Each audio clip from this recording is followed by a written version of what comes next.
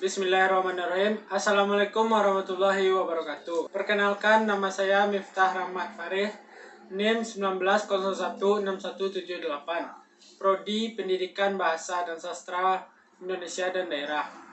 Baiklah, pada kesempatan kali ini saya akan menjelaskan tentang periode 1950-an. Yang pertama, sejarah perkembangan kesusastraan. Berikut ini perkembangan kesusastraan Indonesia dari masa ke masa. A. Kesusastraan Indonesia lama. Ciri-ciri kesusastraan lama. Yang pertama, bersifat istana sentris. Yang kedua, bersifat fantasi. Yang ketiga, umumnya mengandung petuah. Yang keempat, jarang mencantumkan nama pengarang. Bentuk karyanya dongeng, doa, dan pelipur lara. B. Kesusastraan masa purba. Kesusastraan Melayu klasik sebelumnya dipengaruhi oleh sastra daerah dan sastra orang direbut dengan kesusastraan masa purba. Bentuk karyanya waktu itu mite, fabel, jenaka, dan pelipur lara. C. Kesusastraan masa pengaruh Hindu. Saat agama Hindu masuk ke Indonesia, maka karya sastra yang dihasilkan kemudian berpengaruh oleh kepercayaan Hindu.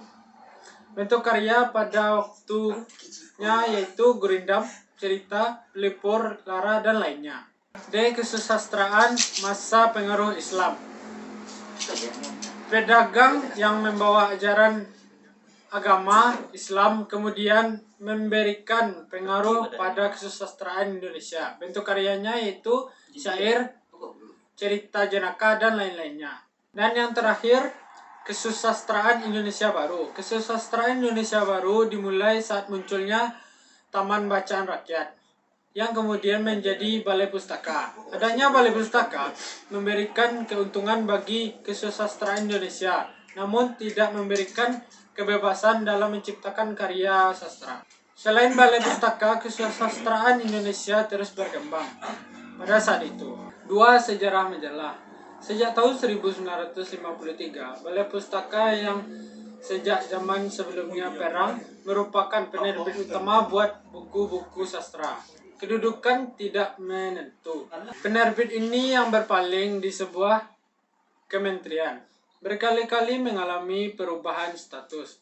Perubahan status yang dilakukan antara sebentar ditambah oleh penempatan pemimpin di tangan orang yang bukan ahlinya, kian tak mencukupinya. Demikian pula penerbit Pustaka Rakyat yang tadinya di samping Balai Pustaka merupakan penerbit nasional yang banyak menerbitkan buku-buku sastra. Agaknya terlibat dalam berbagai kesukaran.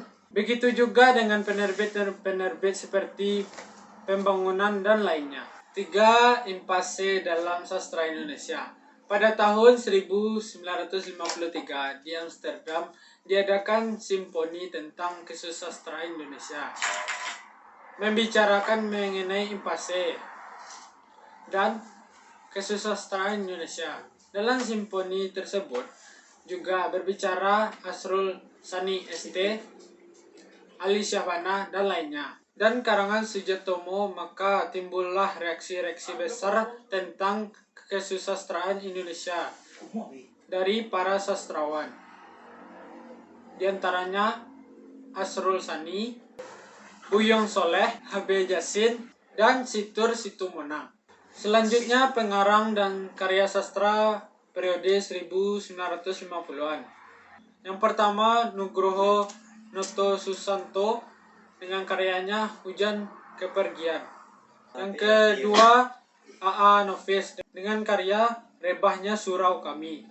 Selanjutnya, Iwan Simatopang, karyanya ada 3, drama, cerpen, dan roman. Pada karya drama dengan judul Bulan Bujur Sangkas, cerpen Siasat Baru, dan roman Ziarah. Dan selanjutnya, karakteristik sastra periode 1950-an. Yang pertama, umumnya berupa sastra tahun 1950-an sampai 1960-an. Yang kedua, corak karya cukup beragam. Yang ketiga, terjadi peristiwa G30 SPKI sehingga sastrawan leksa disingkirkan. Yang keempat, gaya sastranya epik. Yang kelima, gaya mantra sudah mulai tampak berbeda. Dan terakhir, gaya slogan mulai berkembang. Selanjutnya, perbedaan periode 50-an dengan 45-an. Periode 50-an, yang pertama, kebanyakan tentang politik sosial. Yang kedua, mulai dikenal dengan gaya epik pada puisi, tirai, dan benteng. Yang ketiga, banyak pengguna gaya retorik dan slogan. Yang keempat, cerita dengan berlatar perang. Namun pada periode 45 gayanya yang pertama bebas, yang kedua individualis, yang ketiga universitaris, dan yang keempat realistis. Baiklah, hanya itu yang dapat saya sampaikan. Mohon maaf atas kesalahan. Assalamualaikum warahmatullahi wabarakatuh.